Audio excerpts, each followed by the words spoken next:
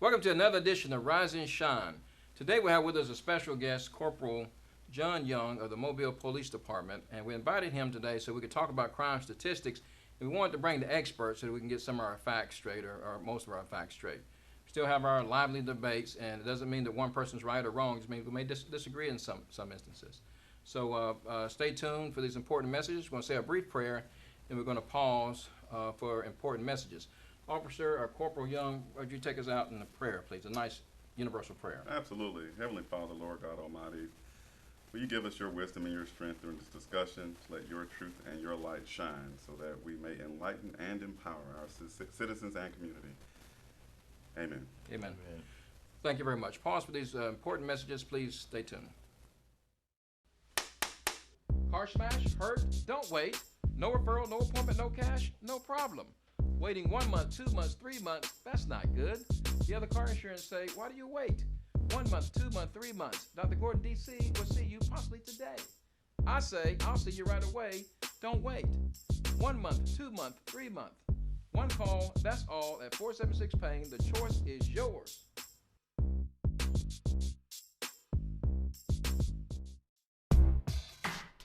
H&H Financial Services in Mobile has over 20 years experience in accounting, bookkeeping, appraisals, real estate, and year-round tax preparations.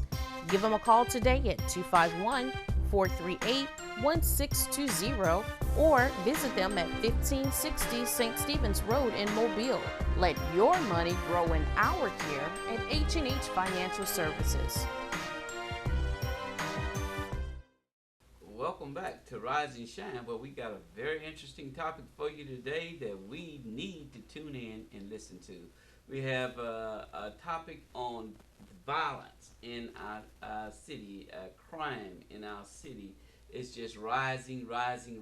So, John, we want you to tell us how we can go about, first of all, give us some data on what we got so people will understand what is happening in our city.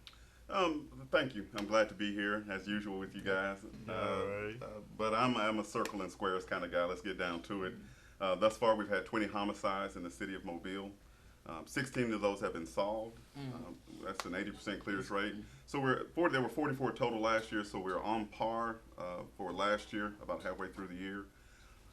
But the most striking thing to me about these homicides is that now the female victims in these homicides, right, of the 16 that we solved, there were 7 female victims of homicides, and when the society begins killing their women, we're absolutely in the wrong direction. Now, see that I don't know all there is to know about it, but it seems that the domestic side, as far as the relationship-wise, is it most of the ones involving the women, was it a relationship that broke up, or?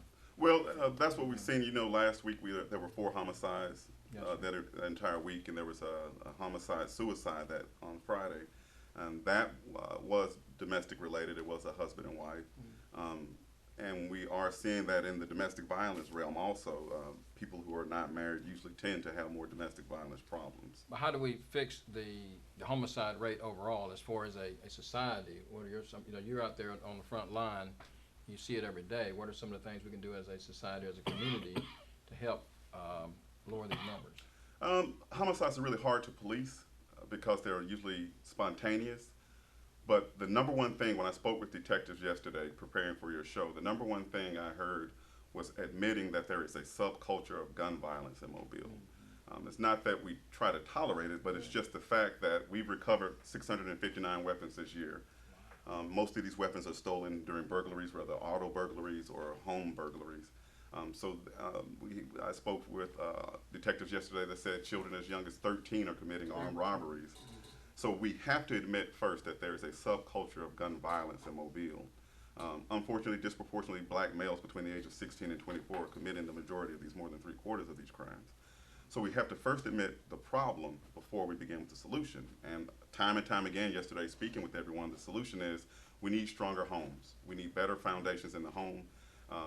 Parents need to teach and train their children that there are other solutions besides shooting or trying to assault someone. That's the basic, what I got yesterday from talking to everyone. Mr. Young, in analyzing the rate of homicide, especially as it relates to females, and especially our young females, Dr. Gordon alluded to earlier about relationships.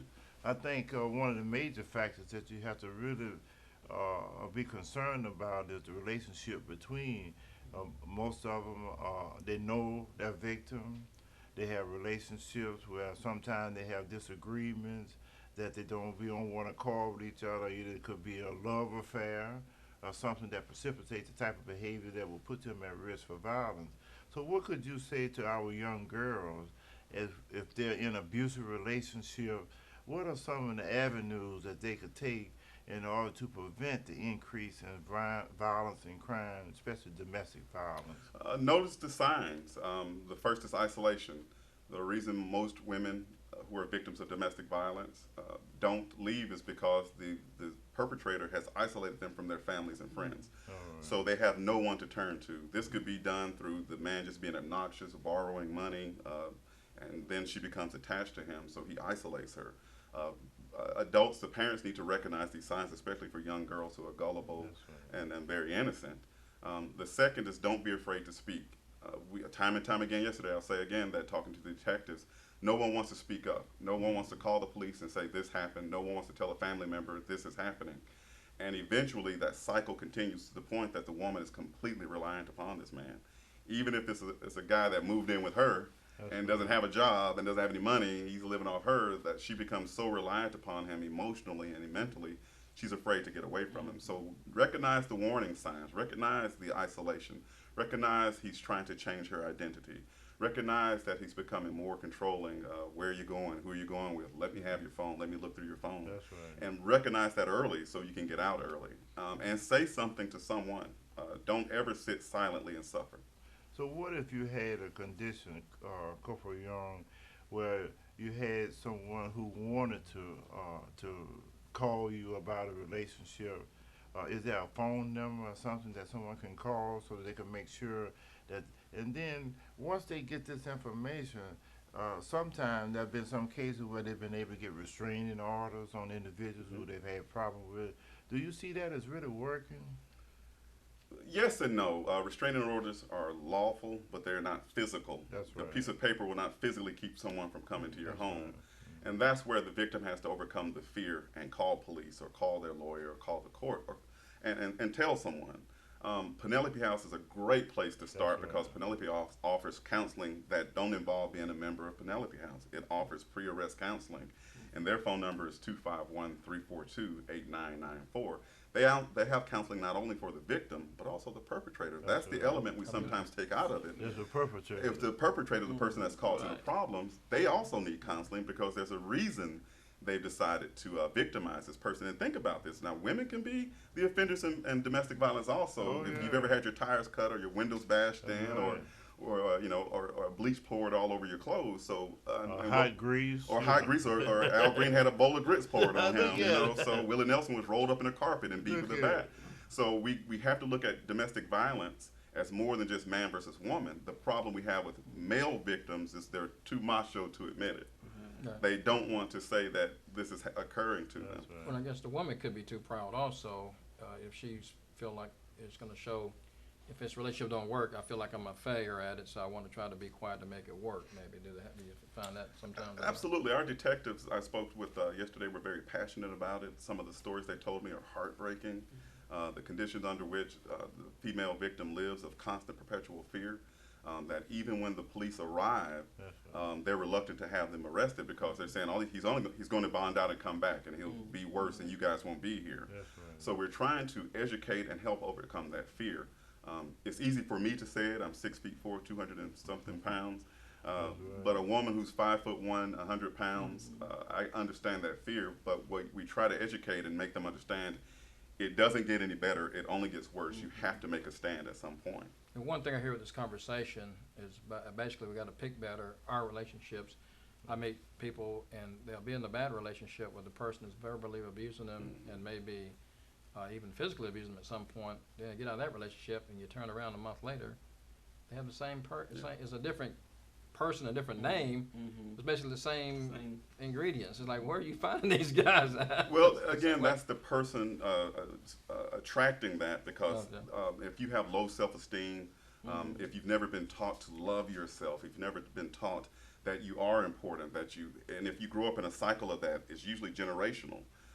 If you see mom bringing home a bunch of sorry men, the little girl starts bringing home sorry men, and the little boys become sorry men.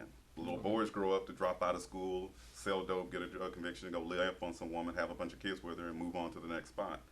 We've had domestic violence complaints that involved one sorry man impregnating 2 girls on the same street at the same time, and they're fighting each other over the sorry man.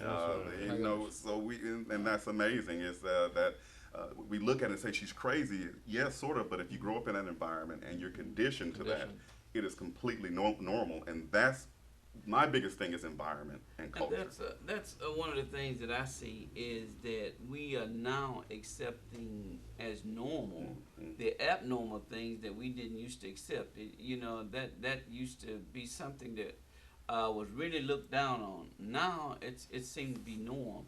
And that's what I wanted to ask, because I think these are some disturbing figures. One life to me is too much, but we're having this, and basically, I guess I think a large portion of this is in the African American community, that these domestic violence are taking place. Yes, sir. Unfortunately, again, talking with the detectives, it happens crime is citywide. It's not localized anymore. But the homicides that I spoke about involving the domestic issues, unfortunately, were. And we have to identify that and admit there's a subculture of gun violence before we can solve it. And there is. There's a fascination with being armed. There's a fascination with being tough. There's a fascination with I won't be disrespected. And it's been tolerated or ignored, or like you said, normalized for so long that now men are killing women. Now men are putting bullets into their heads. There was a black man that dragged his black ex-girlfriend out of her house in front of her black children and shot her in her black head and threw her body onto the road. That was a black man. And you're not going to explain that away with racism or white angry police officers.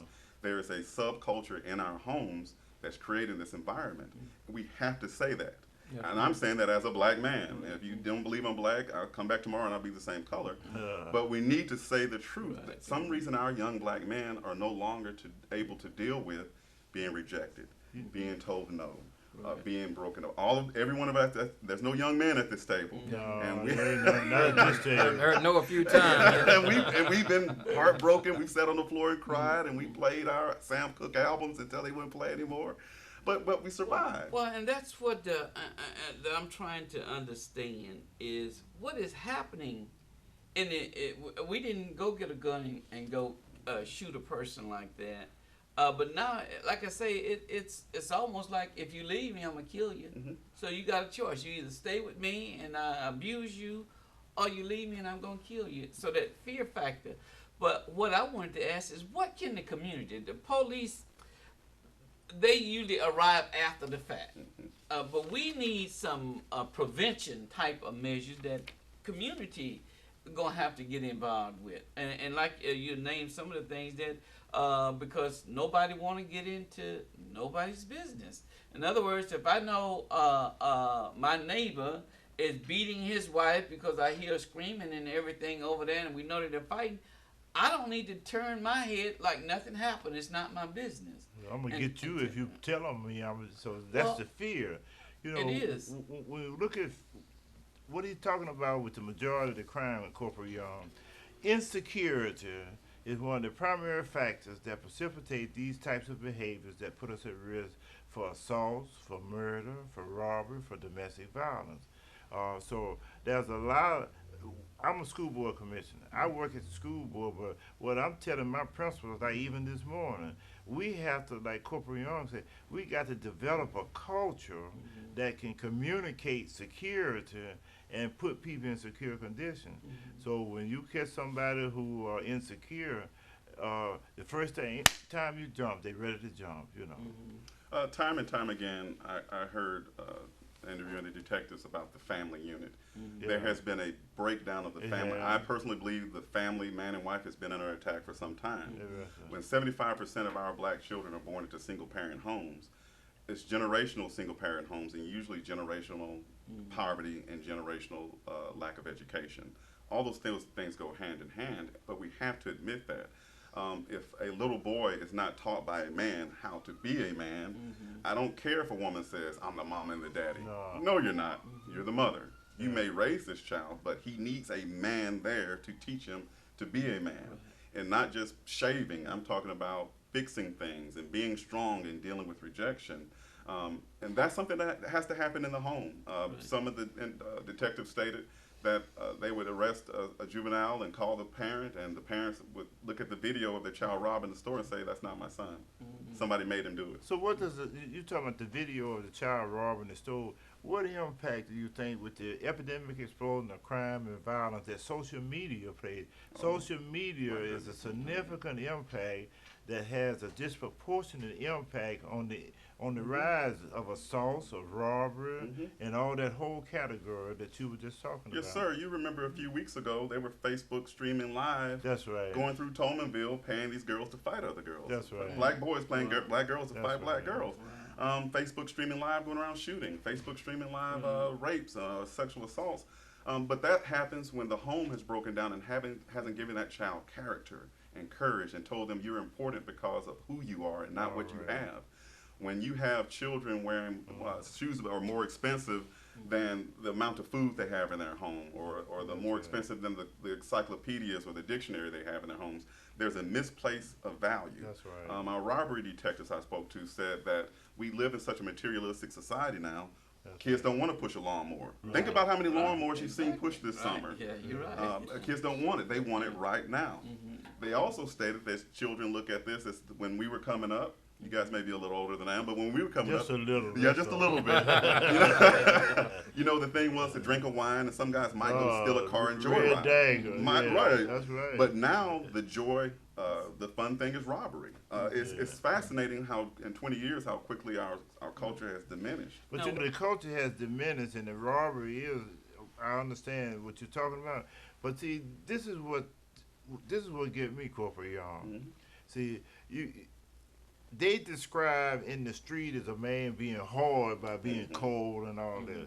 But then you know yourself better than we do that when that door slammed down there, it ain't no more hard people. So what you do is you put on a type of facade, but then you re-enter into another society that really is threatening to your own life. See? I'm sorry. I just wanted to add to what Robert was saying there too. When I look at the television and all the movies, and especially movies that's geared toward African American culture, I see all the violence and the crime that's being glorified, the drugs and all of this stuff. I mean, I can't watch it. It's just that bad. But if our young people are being exposed to this, then I mean, what do we expect? Every day, all day.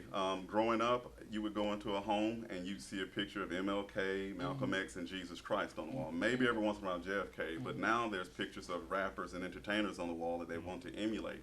As you said, Brother Battles, everybody can't be a bull in prison. No, somebody's going to be a cow.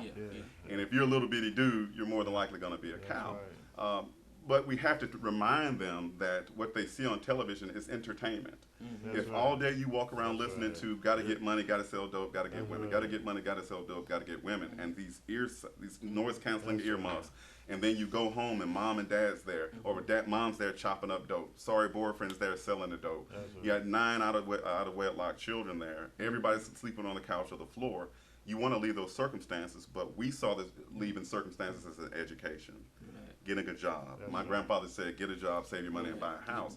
Those are no longer the normal values that are taught. Is get the brand new Jordans for Christmas, get them for Easter.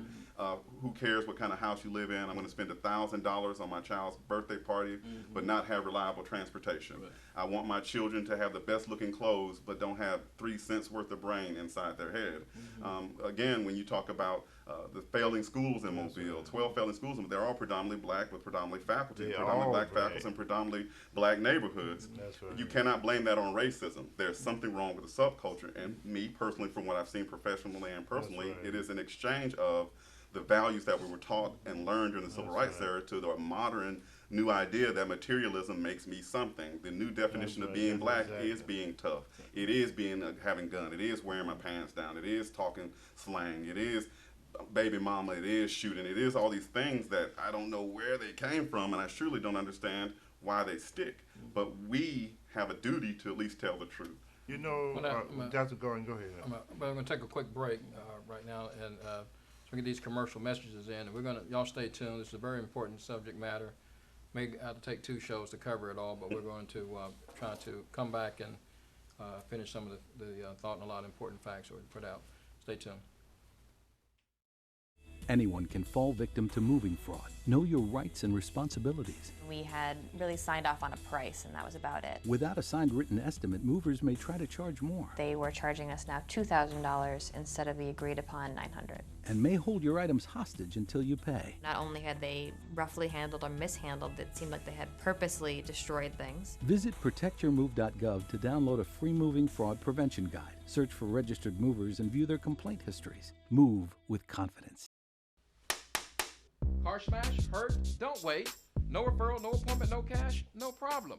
Waiting 1 month, 2 months, 3 months, that's not good. The other car insurance say, why do you wait? 1 month, 2 months, 3 months. Dr. Gordon, D.C. will see you possibly today. I say, I'll see you right away. Don't wait. 1 month, 2 months, 3 months. One call, that's all, at 476-PAIN. The choice is yours.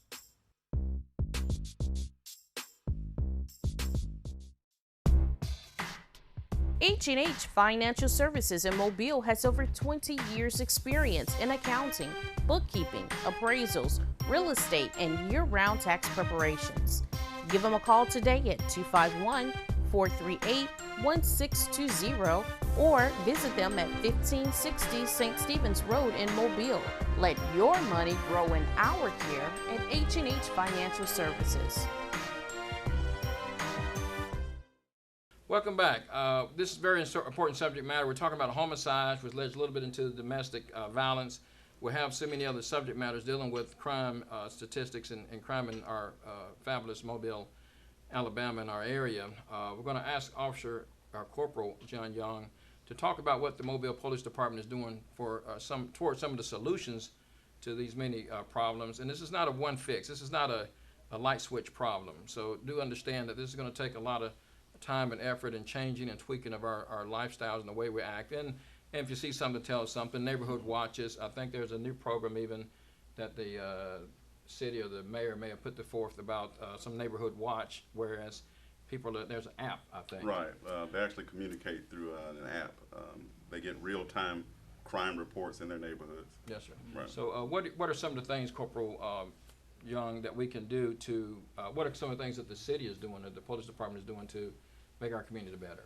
And these are all open to anyone. Just call. The most important thing is the I-team is an innovative team, came in, identified some problems. We began training our police recruits in academy to go out to rec centers and interact with the community so we can make that human bond before we put on our badge. Before they see us in the uniform, they see us in shorts. So now they know we're both human. And then the family intervention team, about 8 years ago, there were 799 ninth graders arrested in our middle schools, and just this past year there were 412. The family intervention team went in and counseled the family, counseled the parents, counseled the children to make them understand how important both of their roles were. Then we have the GREAT program, Gang Resistance Education and Training program. That's to give drug dealers a second chance to learn a skill and a trade and get a job. Bridging the Gap program is to explain and demonstrate proper conduct between youth and the police. Project AIM, Adult Identity Mentoring program, takes adults who may have not been grown or born under proper circumstances and teach them what being a man and responsibility is, being a woman and responsibility is. All of this is done through the Family Intervention Team, the Second Chance or Else program. Instead of going to jail, you go into a diversionary program. If you complete the diversionary program, whatever crime you committed is then null crossed. It didn't happen, and then you're trained to have a job. Underage drinking detail. We go out, if these stores are selling alcohol to minors and not checking ID, we write them a ticket. They got to come to court and explain themselves. The Safe Schools program, which we work with the Mobile County Public School System, just to get students involved at an early age. You still have a chance program.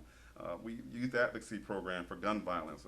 We train kids alternatives to arguing. We teach them de-escalation techniques to use, and so it doesn't get to that point. So the police department is committed to its role in solving it. We're not just going to say, hey, these are the problems.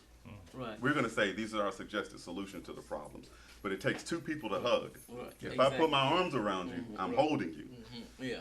But you got to put your arms around me for us to hug. So Right. we're telling the community, take back your community. Right. Here's our assistance, not just by me showing up in a badge and taking people to jail, but these are programs run by civilians that you can come and get help before it reaches that point. Well, I applaud the city for these projects. I didn't realize that many of these were there. And I think many times we feel sorry when we see a convenience store closed down. We think that an employee may have sold someone underage or drink, but you're saying after by the time they're closed down, this happened a few times. Absolutely. It's a habitual thing, I guess. Okay, Yeah. so The judicial system doesn't do very many things on the first try. What about first employment finish. for young people? I'm glad you mentioned that, Brother Battles. This year, the Youth Empowered to Succeed program put more than 500 children in summer jobs this year. And not just going around picking up paper, but some of them are doing internships with editors and news directors and downtown with government officials. So they'll actually get in a taste, and that's something I think we need in our community is diversity. We want our children to see other things than entertainers and athletes. We want to see accountants and construction workers and lawyers and doctors and Alabama Injury Pain Clinic people. We want them to see a variety of what there is to do. You finna really contaminate. I thought you wanted to solve a problem. Right. You talking like Alabama Injury Pain. I wanted to ask. No strings attached, No right? strings attached. The question is, how can the community, because it is a community problem, you know, it hurts me when I say, hey, up the street, you know, we didn't have a shootout. And I'm saying, how did, you know, it's really just mind-boggling because I didn't think that would be happening so close to home. But how can we, as being part of the community, get more involved to help solve these problems? Very simple. You see something, say something. That's right. If you're going to live in a community and be afraid of a bullet coming through your window, It's going to come anyway. then why would you be afraid to go tell on this man? Yeah. Why would you be afraid to identify? The streets always tell us what's going on, but the streets don't come to court. Right. If you're sleeping in your bathtub of your home, what else do you have to do besides come and try to get these people out of your neighborhoods? It takes us both. I'm serious. Thinking about our brothers and sisters in the civil rights era who marched towards dogs, who marched towards water hoses, who marched.